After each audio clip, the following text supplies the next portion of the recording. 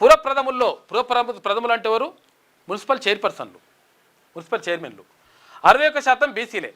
105 మున్సిపాలిటీల్లో 64 మంది BC చైర్పర్సన్లు. Vice చైర్మన్లుగా 41% బీసీలే ఉన్నారట. వైస్ చైర్మన్లుగా ఉమ్మడి రంగారెడ్డి, ఖమ్మం, వరంగల్ మినహా అన్ని చోట్ల 55%కి పైగా వార్డుల్లో బీసీలదే గెలుపు.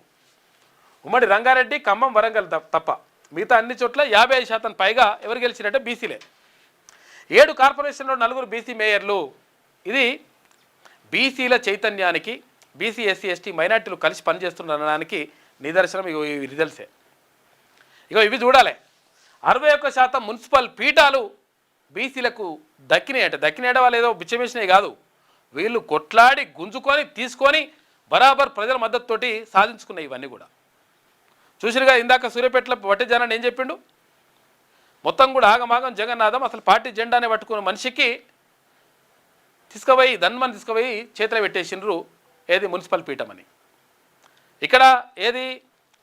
వనపర్తిలా మొత్తం బీసీలే గెలిచిర్రు, ఎస్సీ, ఎస్టీ, మైనార్టీలే గెలిస్తే తీసుకుపోయి ఒక్కరు గెలిస్తే, ఒకే మహిళ గెలిస్తే ఆ మహిళకు అక్కడ మున్సిపల్ చైర్పర్సన్ పదవి ఇచ్చేసిండ్రు అగ్రవర్ణాలకు.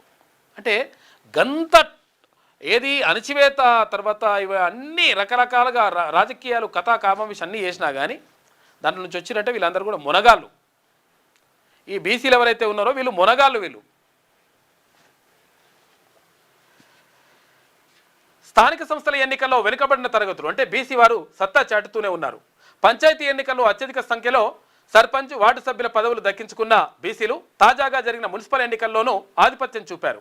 మున్సిపల్ చైర్పర్సన్ పదవుల్లో ఏకంగా 60.95% సొంతం చేసుకుని పట్టణాల్లో ప్రథమ పౌరుడిగా అందలమెక్కారు. ఎన్నికలు పూర్తయిన 105 మున్సిపాలిటీల్లో 64 మంది బీసీలే చైర్పర్సన్లుగా ఎన్నికయ్యారు. వైస్ చైర్పర్సన్ల పదవిలోనూ 41% మంది బీసీలే ఉన్నారు. మున్సిపల్ కార్పొరేషన్ల మేయర్లు, డిప్యూటీ మేయర్లలోనూ బీసీలు సత్తా చాటారు.